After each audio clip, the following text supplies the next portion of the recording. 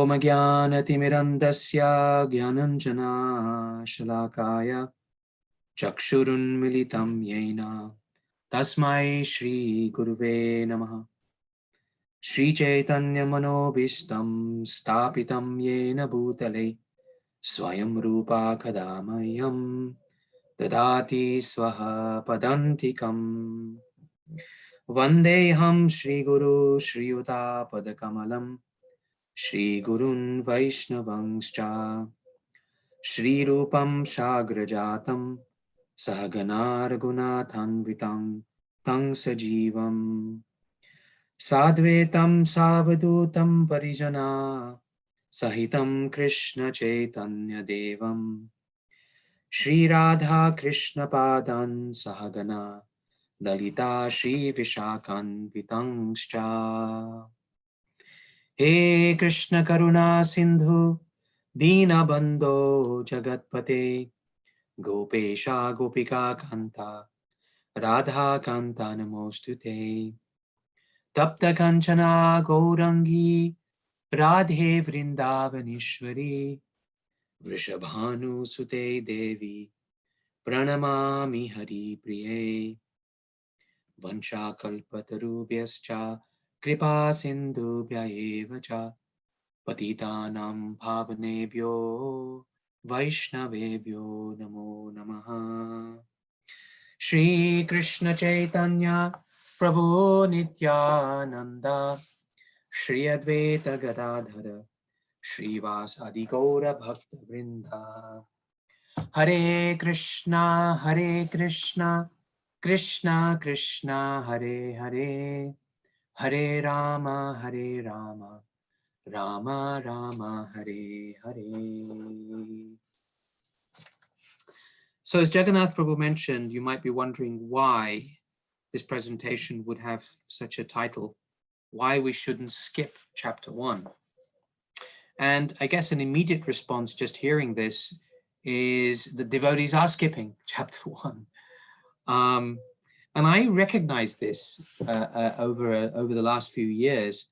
Devotees here in Leicester, some of them wanted to start a Sangha, and we spoke about the content of that Sangha. And then somebody said to me, we should just start with chapter 2, because that's where Krishna begins to speak, and that's the most important part, and get into the philosophy.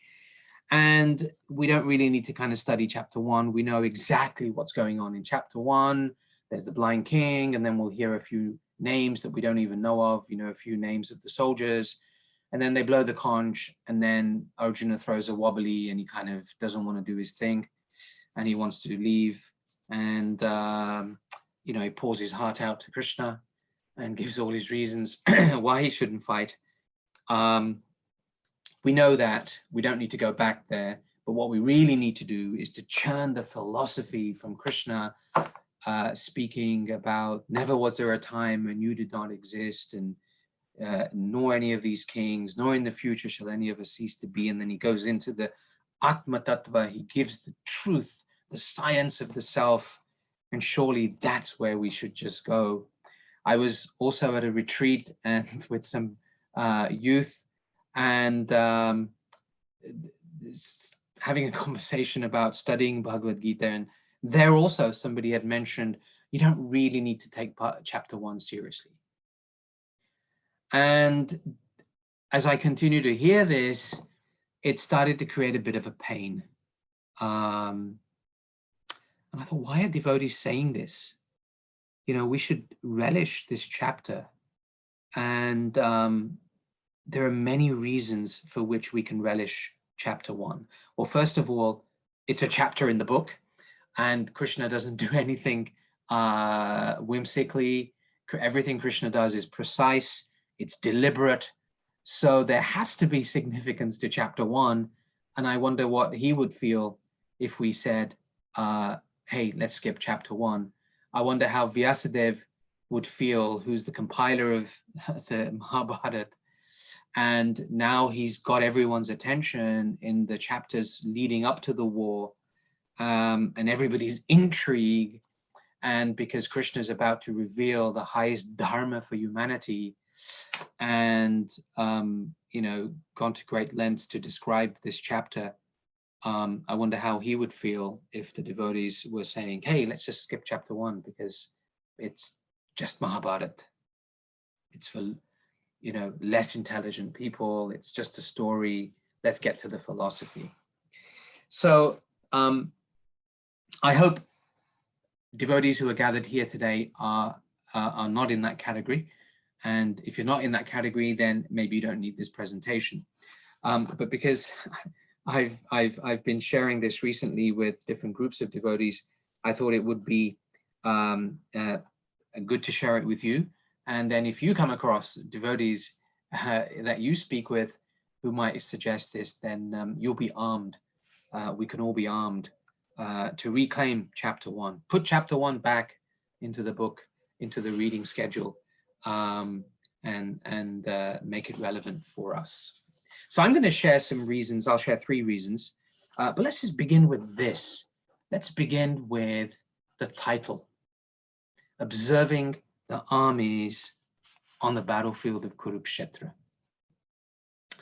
And again, this is Prabhupada's title, and Prabhupada's words, sentences, paragraphs, they're all very precise.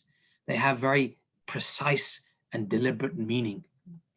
Now, this word observing the armies on the battlefield of Kurukshetra, and I'll take you through who is observing. When we begin to realize what chapter 1 is made up of, it's made up of people making an observation. Ultimately, it's Arjuna's observation, and that's what we're going to relate to the most. But when we think about this word observe or observation, it's very significant.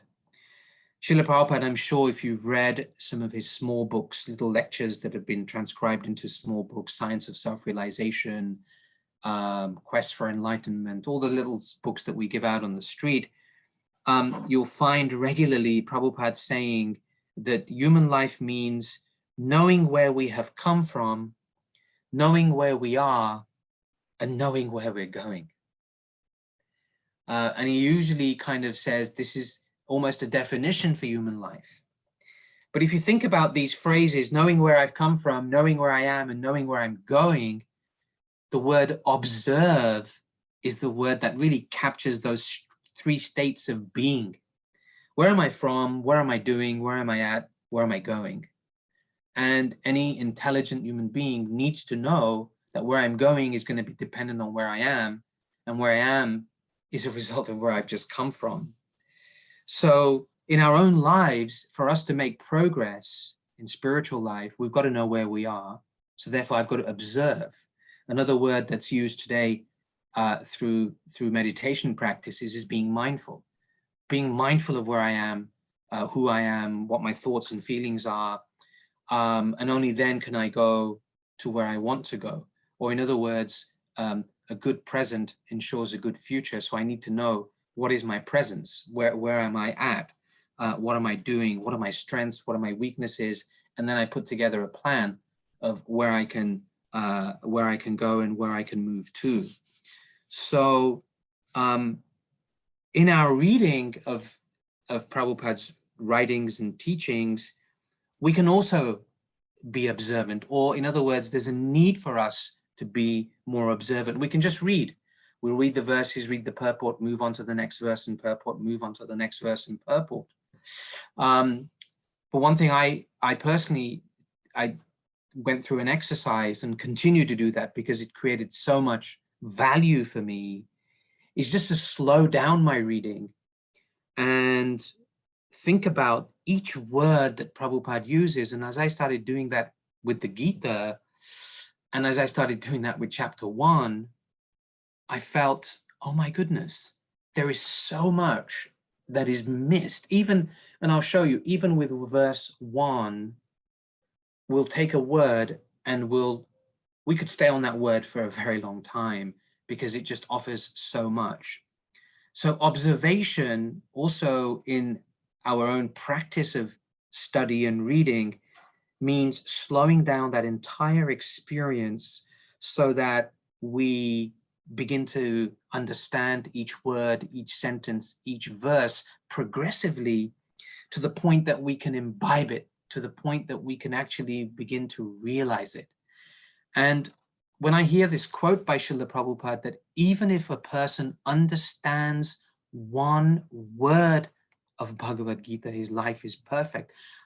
Until I started to slow down and give attention to one word, I never really understood what that meant. How can somebody just read a word in a book and attain perfection? But when you slow down that process and give each word an attention, you begin to realize that Prabhupada again is being very deliberate. He's not just saying something as an allegorical emphasis statement, but it's actually a statement of scientific application, that if I do just observe and give attention to one word, it's going to create realization for me. So let's go through who's observing. And here we see on the left the blind king Dhritarashtra and his secretary Sanjaya. And Dhritarashtra wants to observe what's going on, wants to know especially about his boys, and he begins to ask Sanjaya, and this is where the Gita begins. Now Sanjaya was on the battlefield. He was on the battlefield fighting, and on the 10th day he left the battlefield, because on the 10th day of the battle, Bhishma, who is the grandsire of the Kuru dynasty, it was big news that he actually fell. You know, he fell on this bed of arrows shot by Arjuna. And that prompted Sanjaya to leave the battlefield, head to Hastinapur to inform the blind king. So when he arrived to inform the blind king that Bhishma had fell, Dhritarashtra wanted to know, no, start right from the beginning. That's day 10. I understand Bhishma's fallen, and that's big news for me, big news for my son and the entire army, because he was the one that was infallible almost, and going to lead us to victory. So Sanjay was asked, now tell me, what were my sons doing? What happened right at the beginning? So Sanjaya then tells him that, and then he tells him that what happened on the battlefield from day one, and then continues to narrate the story to Dhritarashtra based on his inner ability to have a direct vision, real-time vision of what was actually going on the battlefield, and be able to narrate that. And Sanjaya had that boon from his teacher, his guru, Vyasadeva. And Srila Prabhupada says it's like an internal television, that is live television that Sanjaya had, and he could explain all of that. Now, after we hear the first verse of Dhritarashtra's question, asking about his sons and the sons of Pandu, his nephews, we hear then how Duryodhana makes an observation, and he begins to observe the armies, and he offers his proud judgment of how he believes his army is superior to the army of the Pandavas, and he gives his inspiration and pep talk, and really begins to get everybody geared up to fight for him and lay down their life for him. And then we hear Arjuna's observation. And that's the most significant part of this chapter, because, and one of the reasons I'll give you out of the three, is that he represents us. And so giving attention to Arjuna's observation. Now, Arjuna is observing his own emotions, his own feelings, his own thoughts. And that's critical. If he's representing us as a conditioned soul, it's important for us to observe our own feelings, thoughts, behaviors, mindset, and all of that stuff. But he's also observing who's present on the army. And that also stirs those emotions that he begins to reveal to Krishna. So observation is a starting place for Bhagavad Gita. It's a starting place to learn where we are at in life, what's going on in life, what are my feelings, what do I need to deal with, because then only can we act from that point and progress. So for us, chapter 1, I'm going to share with you 3 reasons. I mean, we could go on and build those reasons, but let me just share with you 3 reasons for observing chapter 1 very carefully, especially in the context of understanding who I am, where am I, and where do I need to go, so that we can follow the footsteps of Arjuna in the process. So here's my first reason. Now, the first reason is symbols of victory. And you'll have heard the very obvious symbols of victory. I just want to take them to a deeper level, especially the first one. And the first one is what appears in Dhritarashtra's words in text 1 of the Gita. Dhritarashtra vacha, dharmakshetre kurukshetre samaveta yutsava, mamaka pandavaschevya, kim akurvata Sanjaya. Dhritarashtra said, O Sanjaya, after my sons and the sons of Pandu assembled in the place of pilgrimage at Kurukshetra, desiring to fight, what did they do? So that's the observation that he wants to make. But here we are. We've opened the Bhagavad Gita, chapter 1, first text, and we are immediately speaking this word dharma. It's the first word of the entire text. And that's very significant because the entire intrigue of Mahabharata, you could say Krishna has choreographed that to bring us to this point where everyone is just waiting for this war to take place. And Krishna is going to now speak and take the opportunity, given that everyone's attentive in their reading of Mahabharata, to speak the highest dharma for humanity. And so the word dharma, eternal occupation, one's role in this world, one's activities in relationship to duty, one's constitutional position, all of these words describe this beautiful word dharma. But there's a connection here, a dharma kshetra, a place of pilgrimage. I just want to unpack this word pilgrimage. So as soon as we open the book, we arrive at a place of pilgrimage called Kurukshetra. Now, that is very, very significant. Here we are. So let's think about this question. What is the significance of arriving at a place of pilgrimage?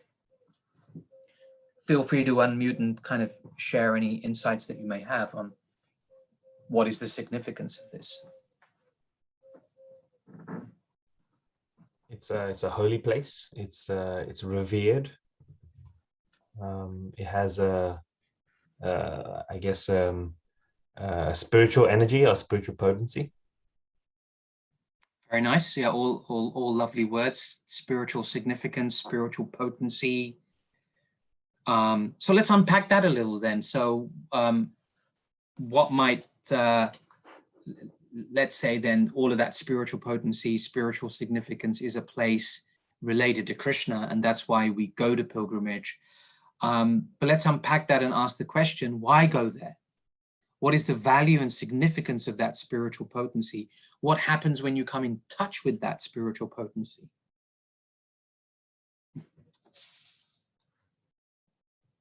You imbibe some of that spiritual energy into you because it's a kshetram and we are supposed to go for kshetradam. So in that way, we are supposed to imbibe the spiritual energy of the place. Excellent point. You imbibe, that's a beautiful word. Has anybody ever been on pilgrimage and come back feeling the same as before you left? Hopefully not. I think if you've been on pilgrimage, everyone has a story to say, everyone has a significant moment, everyone has a realization that that pilgrimage was very much needed. I feel a little different. And pilgrimage, just the act of going on pilgrimage is very special. It comes from peregrinus, a Latin word, which means a person who goes on a journey.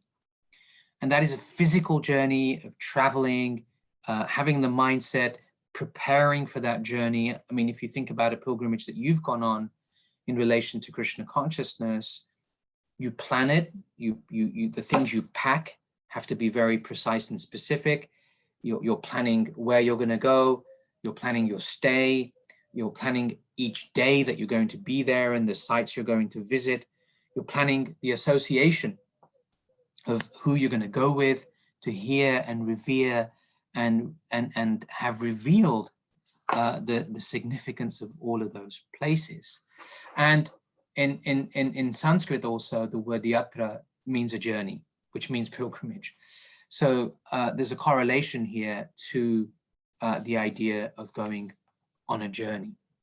So this first verse focuses on being on a place of pilgrimage, and that we assemble on a place of pilgrimage because we've now traveled. So I have this meditation that when I open the Bhagavad Gita, I want to travel to that place where this Bhagavad Gita is spoken, that holy place. And this sense of traveling only have to be physical. I can engage in this mode of travel as an inner attitude of where I'm going with opening up the book. I'm not just opening up the book to a philosophical idea. I'm opening up the book to Krishna's voice on a place of pilgrimage. Now, when we go to pilgrimage and we come back, we're different. When we read Bhagavad Gita, we're going to become different. We're going to become transformed. So having this meditation, even before you've opened, even before you've read a verse, even before you've studied a line, that I'm actually entering into this place of pilgrimage where Krishna is speaking to Arjuna, where Arjuna is undergoing a transformation. And if I enter with this spirit of travel, inner travel, to give full attention and full focus to the words that will emanate on this field, this very special field, then I too will begin to experience the same transformation. So a place of pilgrimage doesn't have to be that physical location. It can be that inner location. And so opening this text immediately places us on this place of pilgrimage, and it denotes the start of a journey of transformation. So if you skip chapter 1, you skip reading Dharmakshetra. You go to chapter 2 and Arjuna's crying. If you go to the start of chapter 2, Arjuna cries. And if you only went to the beginning of chapter 2 and Arjuna's crying, you might ask, why is he crying? He's a soldier. Why is he crying? But his crying is so significant that we can miss it. We can miss that significance. Because we also cry in life, but if we can relate to Arjuna's crying, then we'll be able to understand our crying in conditioned life in this material world. And so that is very significant for us, because the transformation that Arjuna experienced, we have the same opportunity through the pages of this holy book, through the cultivation of that inner attitude that Arjuna has experienced, from a position of conditioned life to the perfection of pure love that Arjuna has. So just this word, place of pilgrimage, or this meditation on pilgrimage, or making our reading and study of Bhagavad Gita to be akin to going on a place of pilgrimage, meaning I want to come back a different person. Even if it was just that one verse that I read, I want to come back a different person. So that's the first aspect of this reason. Pilgrimage means a symbol of victory. Victory over conditioned life. That's the entire purpose of Bhagavad Gita. Victory over conditioned life and victory back to constitutional life of being a servant of Krishna. And I'll pick up more on that in the second reason. So then we hear of other symbols of victory. We will have heard of these often. I'll just highlight them because they're very significant. When you go on pilgrimage, you hear the temples blowing conch shells and artis and darshan taking place. But when we hear the conch shells on the battlefield of Kurukshetra, yes, it denotes that Krishna is present. The conch shell represents Krishna, and we could have a whole insight on the importance of conch shells, but we won't do that today. And very significantly, we hear the name of those people who blow their conch shells, but whose conch shells are given a name. And of all those whose conch shells are named, they're the ones who live. They're the ones who survive the Battle of Kurukshetra. In addition, there is one person whose conch shell isn't named, Satyaki, who also survives, and that's because he's defined as unconquerable. So he was going to survive regardless. But here's another significant point that appears in text 19 of the first chapter. The blowing of these different conch shells became uproarious, vibrating both in the sky and on the earth. It shattered the hearts of the sons of Dhritarashtra. So being on a place of pilgrimage, going on a pilgrimage with the teachings of Bhagavad Gita, it shatters demoniac traits because we hear the conch shell of Arjuna and Krishna. So it gives us another symbol of victory, that if we continue progressively through these pages and continue to imbibe progressively the teaching that Krishna reveals, and as Krishna gets into a pattern, chapter after chapter, he says, now I'm going to reveal more that you haven't heard before. Now I'm going to say something that's going to give you everything you need to know. And beyond this, there's nothing further for you to know. And that pattern that he gets into, especially from chapter 7 onwards, is so beautiful, because you kind of think, well, if I just know this chapter, things are perfect. But then he'll change chapter 9. Well, here's something most confidential that I haven't shared so far. And in chapter 10, he'll say something more that I'm going to reveal that you haven't ever heard before. Where does Krishna go with this? When does Krishna stop doing this with each chapter? But the progression of that, it shatters the hearts full of demoniac traits, like people like Duryodhana. And we have those traits. So there is a significance of that. It's a symbol of victory. Another symbol of victory is, though this is the story of Mahabharata, though this is the story of Krishna and Arjuna, the promise that Hanuman made was that he would be present on the battlefield, and he would be present and he's present on the flag. And that's a massive sign and symbol of victory, that Hanuman is there, ready to support, ready to guide, and ready to uproot all the demoniac forces. And Srila Prabhupada writes this: the emblem of Hanuman on the flag of Arjuna is another sign of victory, because Hanuman cooperated with Lord Ram in the battle between Ram and Ravana, and Lord Ram emerged victorious. Now both Ram and Hanuman were present on the chariot of Arjuna to help him. Lord Krishna is Ram himself, and wherever Lord Ram is, the eternal servitor Hanuman and his eternal consort Sita, the goddess of fortune, are present. Therefore, Arjuna has no cause to fear any enemies whatsoever. So when we are on the battlefield of Kurukshetra, internally meditating, being present to hear Krishna's voice, meditating on hearing the conch shells, meditating on being in the presence of Hanuman, who is there to guide Arjuna and the Pandavas to victory.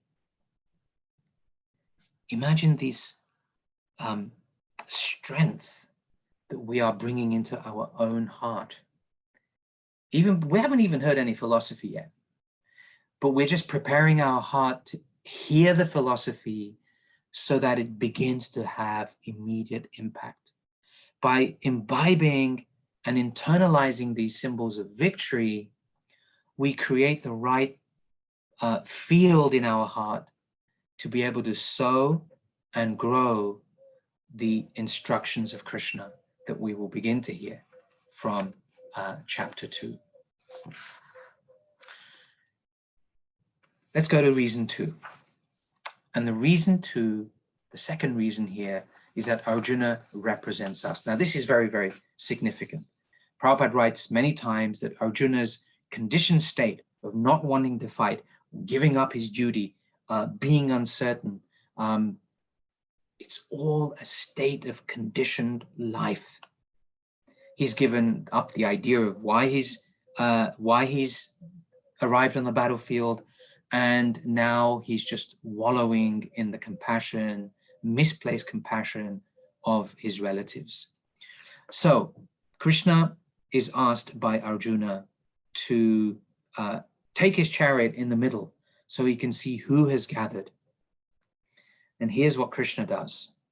Krishna cleverly places the chariot where? He places the chariot in the presence of Bhishma, Drona, and all the other chieftains of the world. And then the Lord says, just behold, Partha, all the Kurus assembled here. He places the chariot where Arjuna has a clear line of sight of grandfather Bhishma. Now, we've heard how Krishna is the protector of his devotees. He cares for them. And by accepting him in our life, he wants to purify us. Purification in a place of pilgrimage is the purpose for that place of pilgrimage and when we go there. And we'll hear devotees say, gosh, that was my purification. I fell ill on my third day in Vrindavan. I got purified. Or somebody said something to me and revealed my inappropriateness. I said the wrong word in this holy place. That was my purification. I got chastised. So Krishna looks for opportunities for purification, and here he's giving Arjuna an opportunity for his purification because Krishna shows us what we need to work on. He reveals our attachments. And when Arjuna says, take my chariot to the middle, Krishna doesn't just take it to the middle, he takes it and places it right in front of Bhishma because that's the greatest attachment that Arjuna has. Bhishma Drona Pramukataha Sarvesham Cha Mahishitam. Here are all the Kurus, including your grandfather, Bhishma. So Bhishma was worshipped by Arjuna.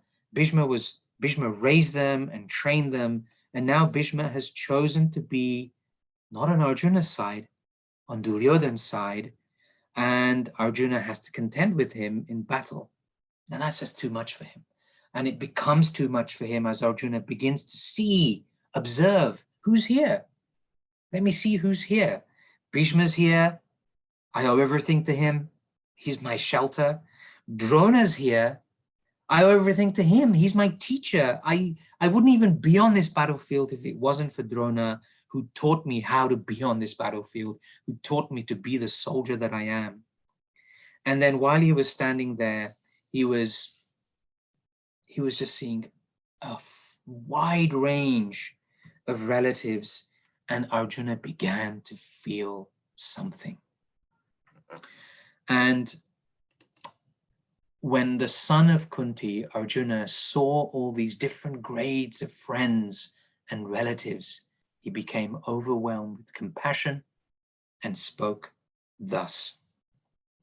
Now Arjuna sees every possible relationship that he can have, and he begins to list them, all the male relationships, brothers, cousins, uncles, grandfathers, well-wishers, gurus, friends, nephews. And as he's listing these relationships, it churns his feelings and his emotions, and he begins to reveal his state of mind. And what Arjuna reveals is significant for us because it represents the emotions that we experience in material life. and it's experiences that we have that gradually turn us to Krishna. And when we experience the pain of these real emotions and feelings and thoughts, the only natural place to go, as Arjuna does, is at the feet of Krishna, and to repose those feelings unto him and be ready to hear Krishna's instructions. Now note, very important note here. Arjuna begins to speak in text 27. And the entirety of the chapter is Arjuna speaking. There is no interruption by Krishna when Arjuna is expressing his feelings. Now we have conversations with devotees. How are you feeling, Prabhu? Yes, I'm fine. But we don't get underneath the skin. We feel shy to share how I'm really feeling. We may feel embarrassed. We may feel we hold back and so on. Of course, feelings have to be shared in a trusting environment and so on.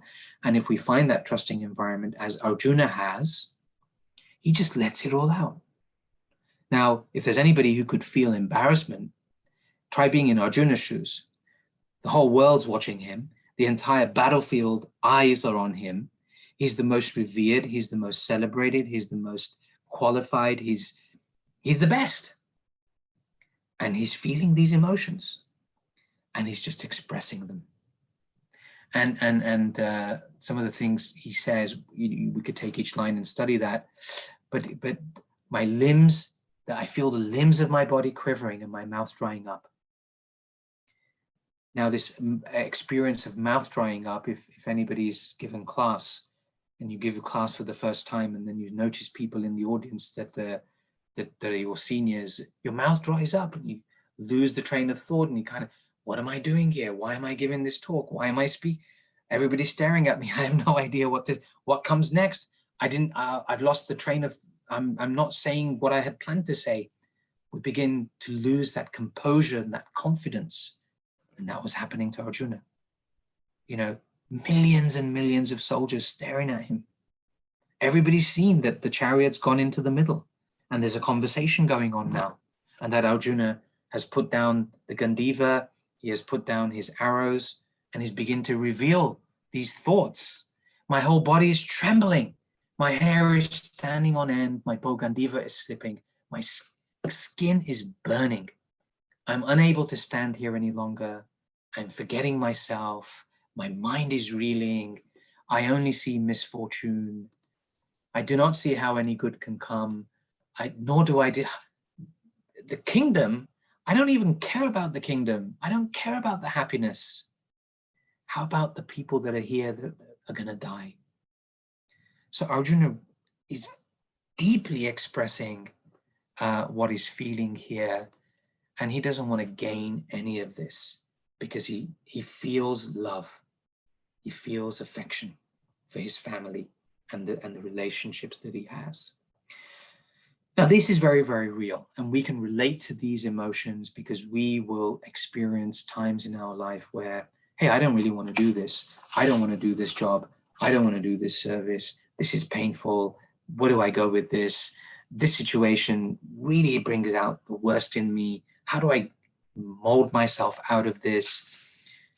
And this is why we can't miss chapter 1, because we can relate to the reality of emotion. And we mustn't deny the reality of emotion in our life, because expressing them, as Arjuna does, is part of the surrendering process. And expressing them to Krishna, expressing them to devotees of Krishna, as Arjuna begins in text 27, and he goes all the way through to the last verse and the beginning of chapter 2. And Krishna doesn't interrupt. Nobody interrupts. And so for those of us who are mentors, those of us who are guides, teachers, when somebody is in this position of expressing, revealing, we just listen. Krishna's, one thing that's not mentioned here is that Krishna has just demonstrated verse after verse after verse after verse after verse, his attention to listening to Arjuna. And that must be celebrated. And that shows that Krishna is willing to listen to the pain of his devotee. When we go before our altar at home, and we may express a simple prayer, but Krishna here reveals, Arjuna reveals that Krishna is willing to listen to the most intensity of our expressions. So, and here are more. Krishna is giving more reasons. Why should I fight? There's a crime in doing this. Everybody's going to become destroyed. Let them kill us. He just put aside everything, and he became overwhelmed with grief.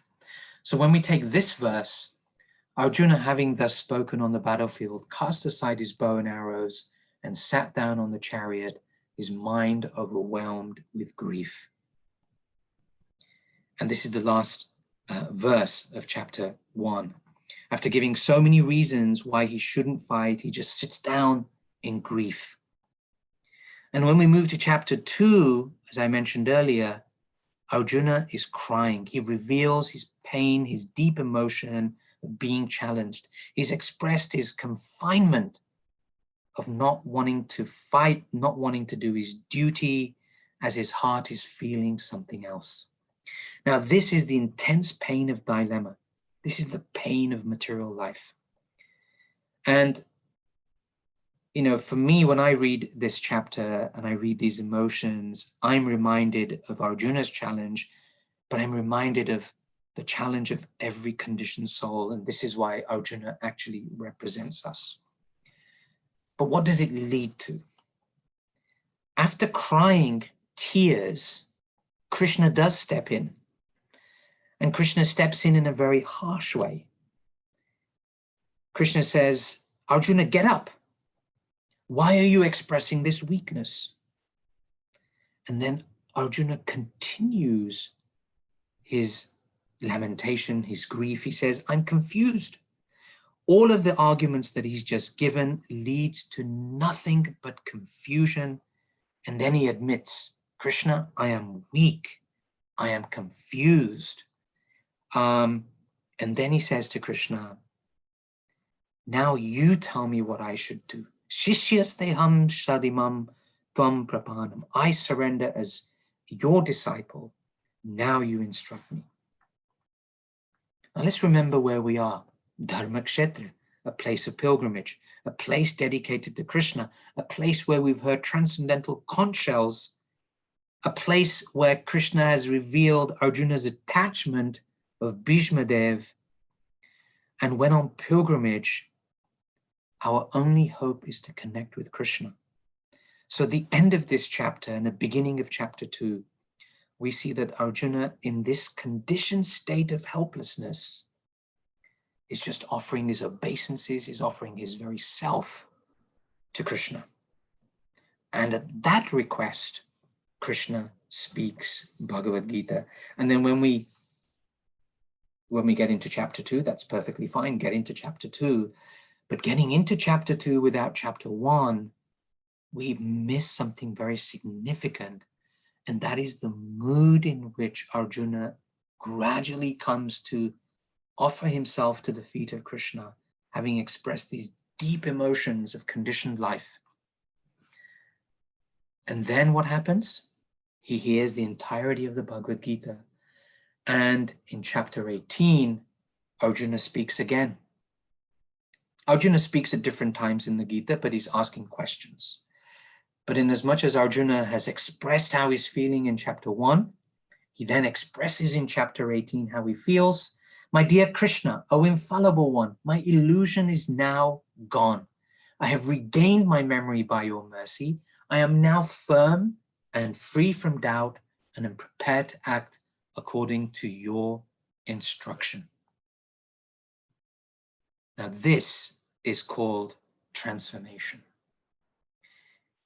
We are in chapter 1, overwhelmed with grief, conditioned, emotions, thoughts, feelings, weakened, confused.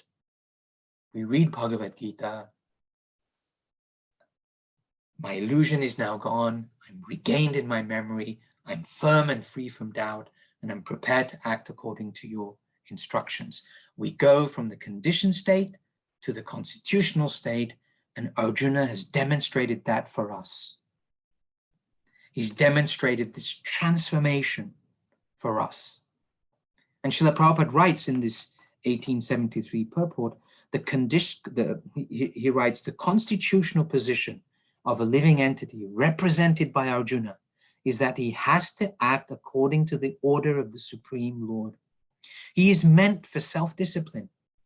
Sri Chaitanya Mahaprabhu says that the actual position of the living entity is that of eternal servant of the Supreme Lord. Forgetting this principle, the living entity becomes conditioned by material nature, but in serving the Supreme Lord, he becomes the liberated servant of God. That's Prabhupada's purport in 1873. So missing chapter 1 misses the point and reminder, I'm a conditioned soul and I'm entering into this teaching to regain my constitutional position of servant of Krishna, so that I can be free of illusion, I can be firm, and I can be determined in my service to Krishna. And elsewhere, Srila Prabhupada states that the Bhagavad Gita is a personal instruction by Krishna for all living beings, given through Arjuna. Therefore, I believe it's crucial that we don't skip chapter 1, because it helps us understand our position and the journey of transformation that is available to us, that we can undertake after surrendering to Krishna. So that's the second reason. The first reason, symbols of victory, especially that place of pilgrimage and everything that happens when we go on pilgrimage, and that preparation of our inner field to receive Krishna's instruction. Reason 2, Arjuna represents us, and we need to be able to relate to the emotions he's expressing, the challenges he's put before Krishna, the tears at Krishna's lotus feet of accepting him. You speak to me, Krishna. Please speak to me. And imagine in approaching the Gita with the intensity, Krishna, you please speak to me these words for my transformation, and help remove my conditioned state and bring it to the constitutional state. We'll go to the third reason and then we'll conclude. Now, the third reason is probably even more significant. I mean, the second reason is significant, the first reason is significant. But the third reason, and this is the one reason that I really emphasize to devotees, as to why we can't miss chapter 1, because it is a glorification of Krishna's holy names. Krishna's holy names. Now, let's go back to the idea of the place of pilgrimage. One special act, a devotional act we perform when in a place of pilgrimage. Well, there are many, but there's one special act. Now, we've just heard Arjuna's expressions and his challenges. You know, Krishna, I'm feeling weak. Krishna, my mouth is dry, my skin is burning. But there's a difference. Imagine saying, I don't feel well today. Now you're making a statement, I don't feel well today.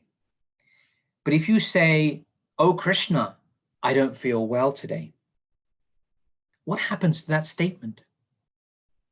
What happens to that expression? What do we call that expression? That expression has just become a prayer. And one of the things, the most potent act of devotion in a place of pilgrimage is offering a prayer to Krishna. So if we hear the way Arjuna expresses his pain, he's drawing on specific names of Krishna to help him express that pain in a very precise way. And we can draw strength from the names of Krishna that he mentions. Here's the first name, and this is very significant. On the other side, both Lord Krishna and Arjuna, stationed on a great chariot drawn by white horses, sounded their transcendental conch shells. Now, the name of Krishna here is Madhava, and Madhava means the husband of the goddess of fortune. Now, if you're with Krishna and he's Madhava, the husband of the goddess of fortune, what can be the only thing that can happen in our life? We're going to have fortune. So that's the first word. And now Arjuna is not speaking this. This is just a description by Sanjaya describing the scene, but he's using the word Madhava. Then we hear the word Rishikesh. Lord Krishna blew his conch shell called Panchajanya, Panchajanyam Rishikesho. Now, with Krishna engaging Arjuna in devotional service of fighting, Arjuna will be victorious. And here the word Rishikesh, or the Lord who directs the senses of his devotees, is significant because Arjuna is becoming an assistant to the Lord in the Lord's mission.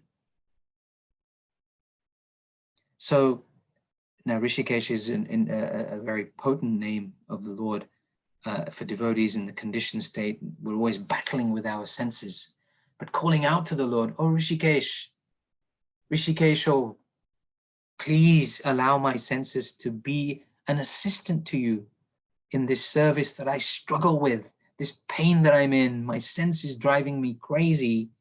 You please take a hold of them and allow me to serve you. That will be my victory." And again, Rishikeshem, Tadavakyam, O king, after looking at the sons of Dhritarashtra drawn in military array, Arjuna speaks to Lord Krishna. So Sanjaya is using this word. And again, there is significance.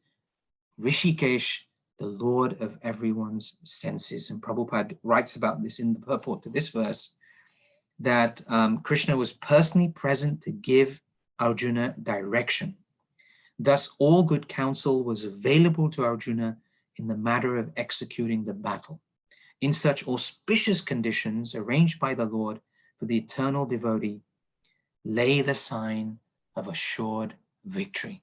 So when we approach Bhagavad Gita and we hear these names, Rishikesh, we can offer our own prayer. Rishikesh, I'm looking for guidance in your teachings to guide my senses, to guide my life, to guide my desires, and align them to you, O Rishikesh.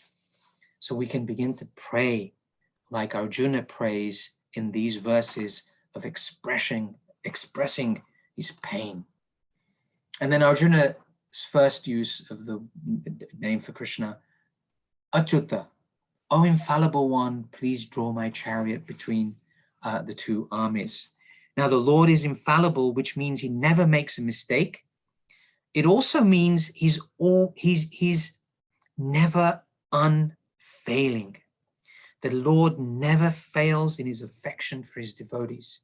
And though the Lord is infallible, as Achyuta, as Arjuna calls him, the Lord has become the chariot driver of Arjuna, taking a very humble position. And this in itself is glorious because it's indicating that the Lord, a very special phrase for this, Bhakta Vatsal, he who brings his devotee close to him to protect him.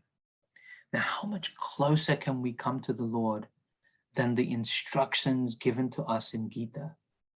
At the end of chapter 5, we hear this word, Shuridam. I am the friend of every living being, Shuridam.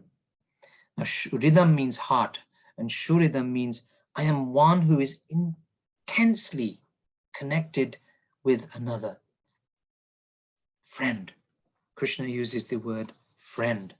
And then we again hear Rishikesha, director of the senses, when again this is described, and Vishwanath Chakravarti Thakur says that Sanjaya told Dhritarashtra in this verse that Arjuna requested Rishikesh.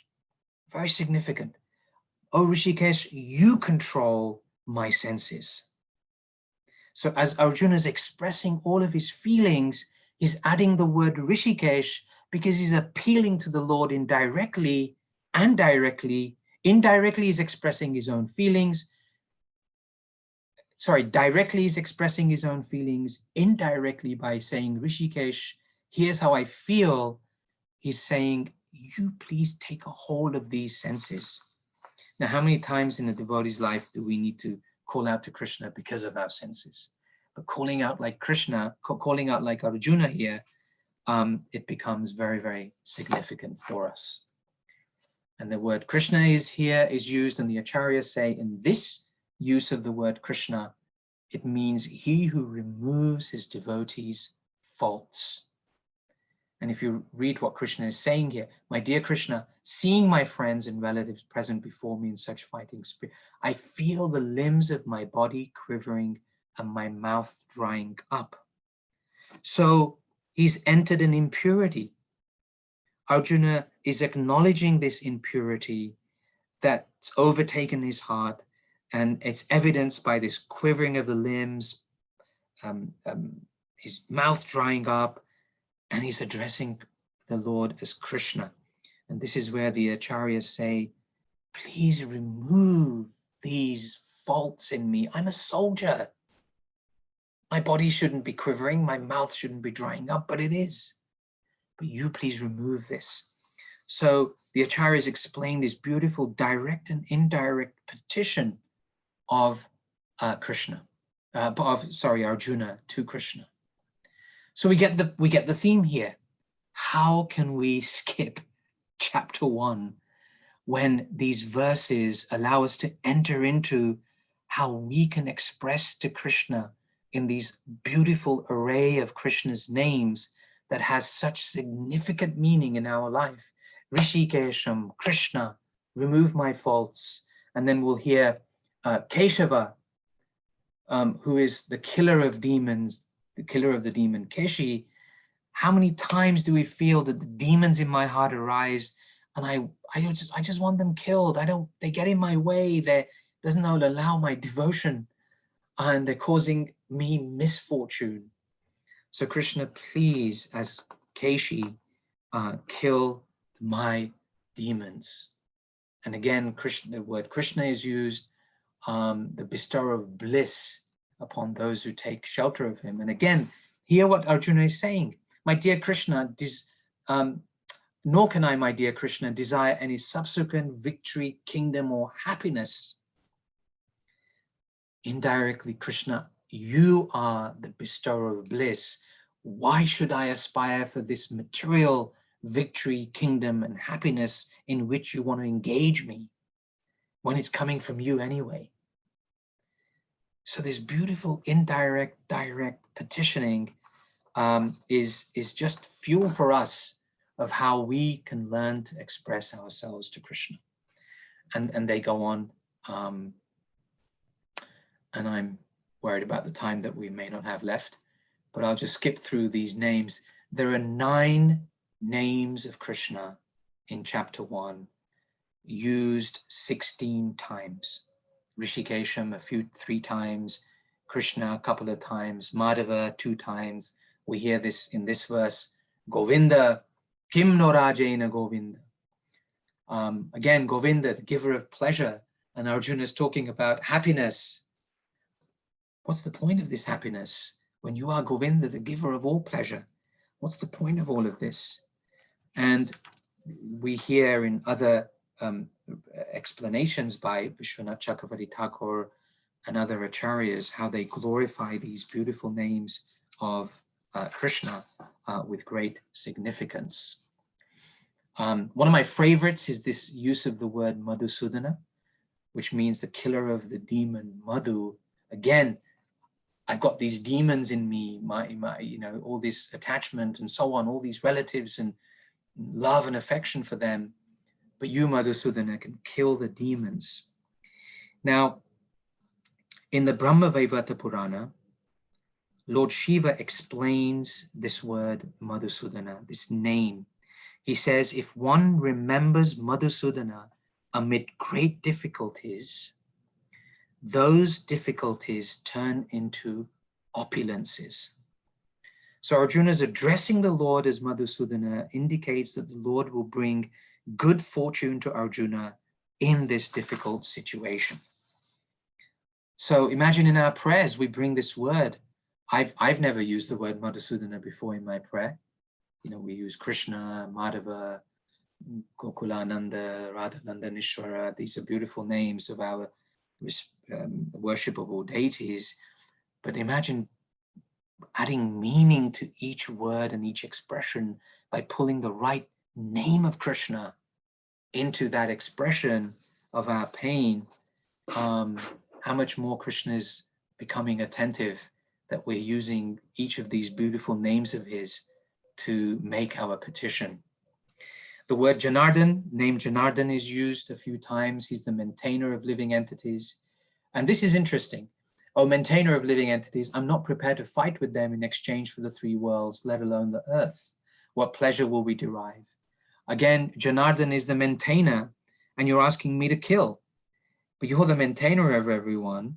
And Srila Baladev Vidyabhushana, he says, Janardhan also means one who removes the burden by killing miscreants.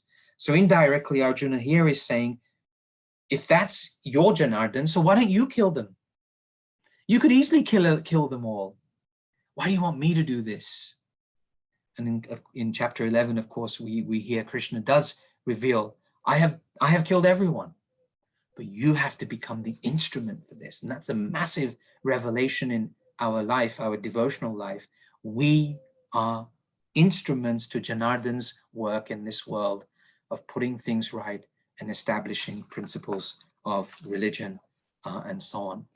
So again, we hear the word Madhava, Janardhan, and right at the end, Krishna and Varshnaya are mentioned. Varshnaya is Krishna from whose appearance in the Vrishni dynasty. And Arjuna is very clever because he's talking about degradation of dynasty, degradation of society, womanhood, family.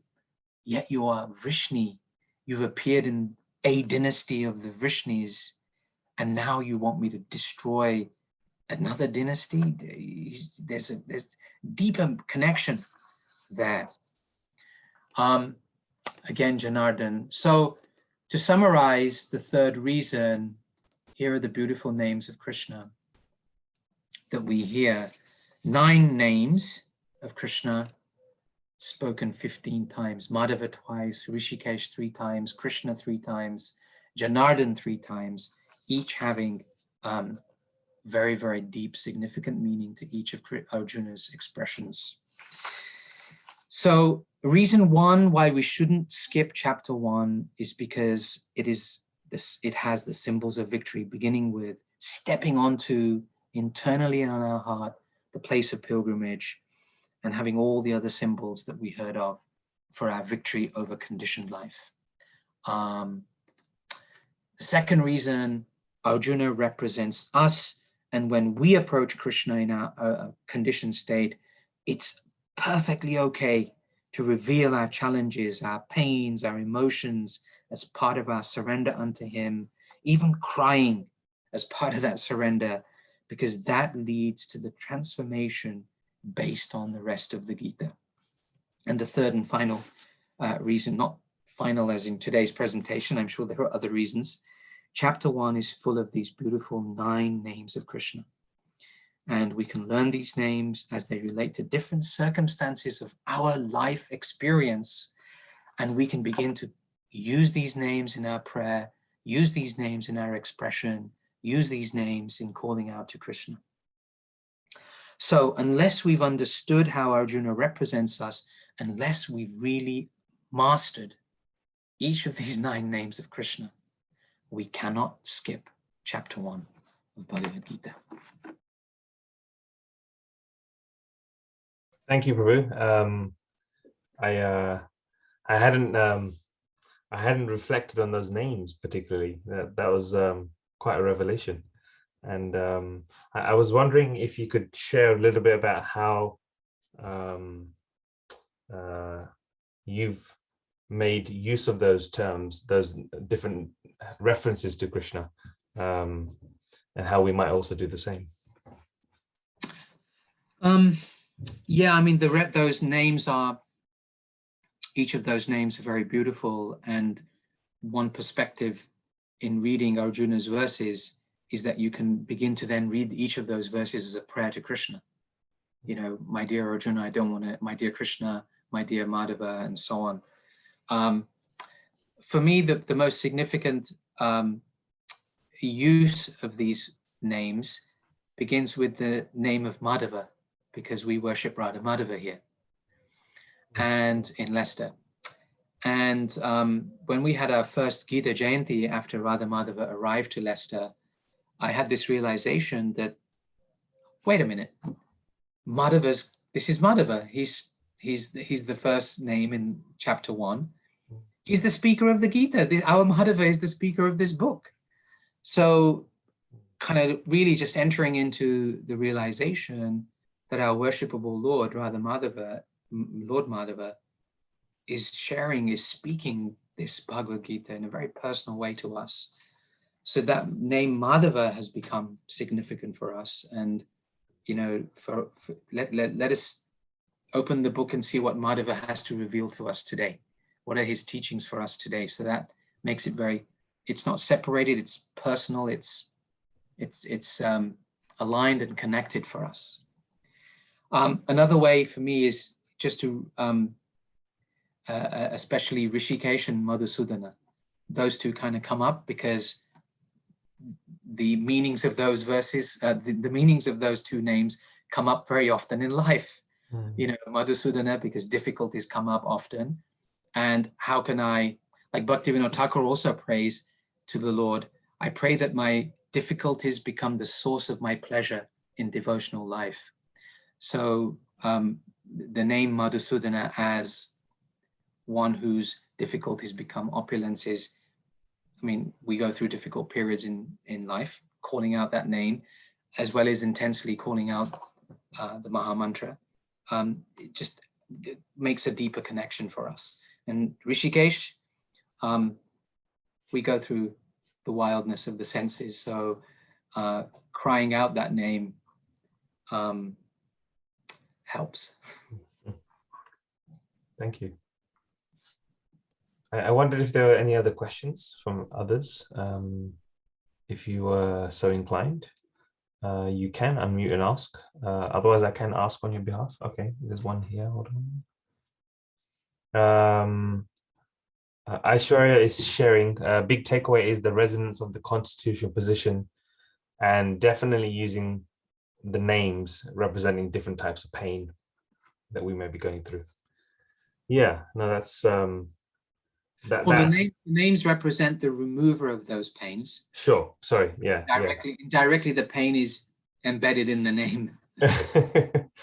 and what I was really moved by was the whole notion of Dharma Kshetra at the beginning. So the principle that we are entering into a journey of transformation, and that should be our starting point.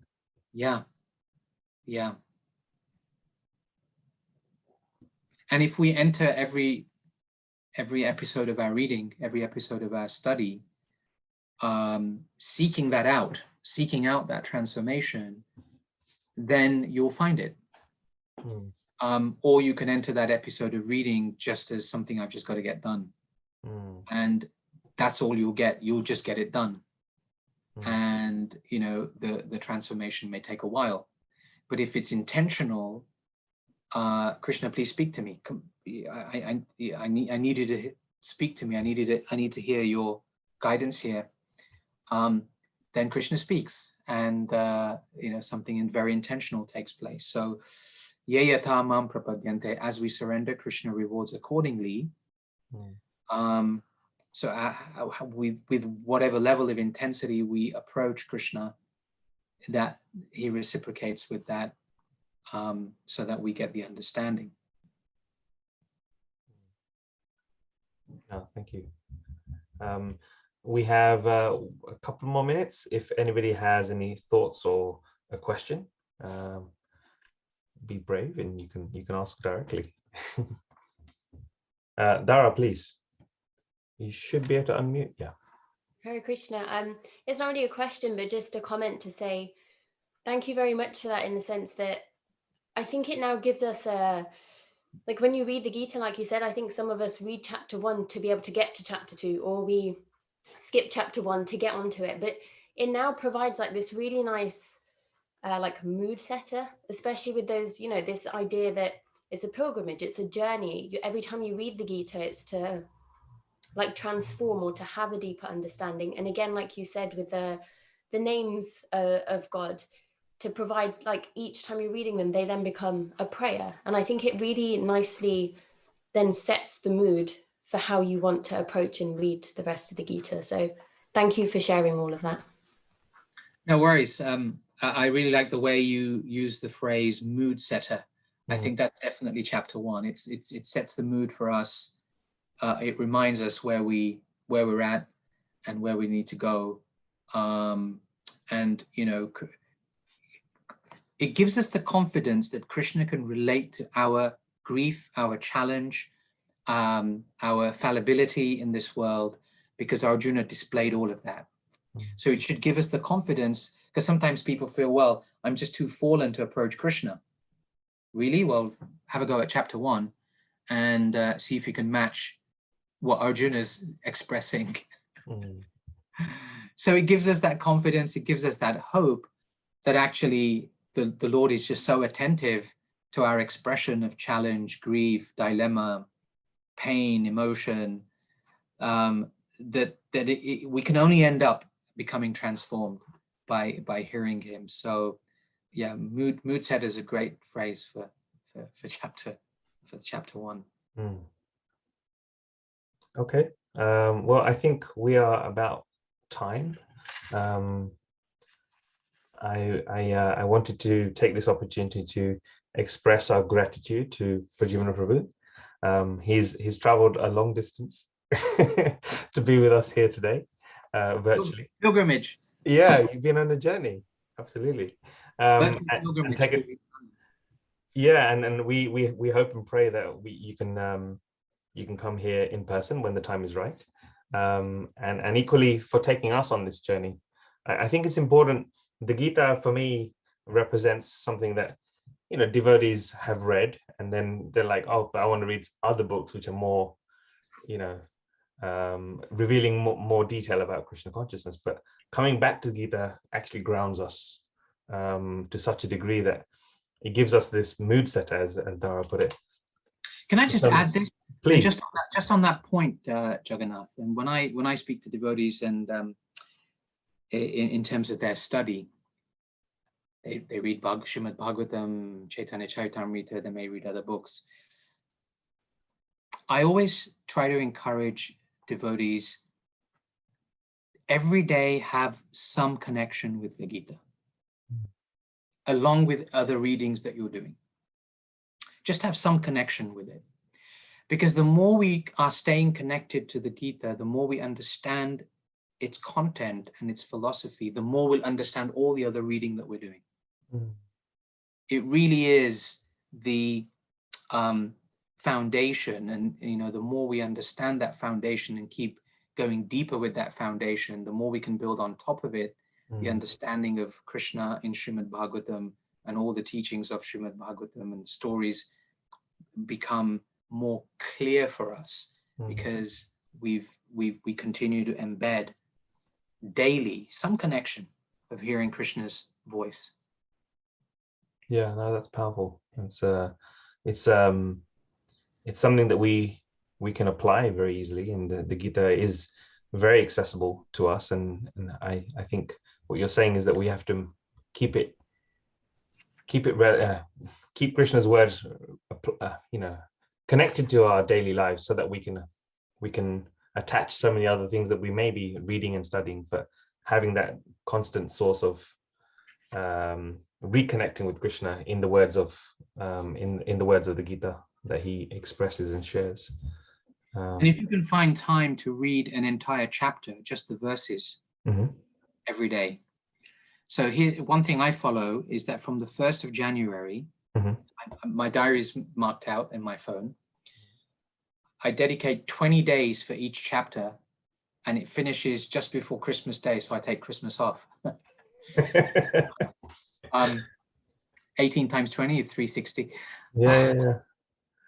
But 20 days. So from the 1st of January to the 20th of January, reading every day just the verses of chapter 1. And then from the 21st, next 20 days, chapter 2. So for 20-day period, you're reading the same chapter and the verse translations every single day. That chapter begins to then become part of our vocabulary. How we begin to speak about Gita, we begin to just repeat those verses. We begin to see the world through those verses. So doing things that keep us connected, it may be that, it may be something else. There are many different ways in which, but the more we stay connected, the more we have that particular paradigm upon which we can look at through which we can look at the world. Yeah, that's really practical and really, I like that. It's 20 days of focus on one particular chapter and you can cover the whole Gita. And actually reading each chapter, just the translations, it doesn't take so long. It's 10 minutes. I mean, chapter 2 may take a little longer. Chapter 18 takes a little longer. Sure. But it's 10, 12 minutes. You just read the English. And then you'll come, you'll do that for the first few days. By the time you get to day 6, you kind of think, I need to read the purport for this, because, and then it takes you further in and so on. And then you do it for a while, and then you kind of think, I want to know what pilgrimage means. And the more you do it, the more that certain words begin to jump out, and the more you give that word some attention, and you just go deeper and deeper with it. So some daily connection, along with everything else we do, it will just deepen everything else we do too. Yeah, so it serves and facilitates the other aspects of our connection to the Lord. Yeah. Okay. No, that's Thank really you all so much. Thank you you so much for everybody being here, allowing me to be in your association, and to share these little insights on chapter 1. Thank you, Jagannath Sharan Prabhu, Rabindranath Gopal Prabhu, and everybody else. Thank you, Pradyumna Prabhu, and Srila Prabhupada ki jai.